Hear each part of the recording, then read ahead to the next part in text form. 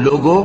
آؤ میں تمہیں وہ چیزیں پڑھ کر سناؤں جو تمہارے پروردگار نے تم پر حرام کر دی ہیں۔ ان کی نسبت اس نے اس طرح ارشاد فرمایا ہے کہ کسی چیز کو اللہ کا شریک نہ بنانا اور ماں باپ سے بدسلوکی نہ کرنا بلکہ حسن سلوک کرتے رہنا اور ناداری کے اندیشے سے اپنی اولاد کو قتل نہ کرنا، کیونکہ تم کو اور ان کو ہم ہی رزق دیتے ہیں،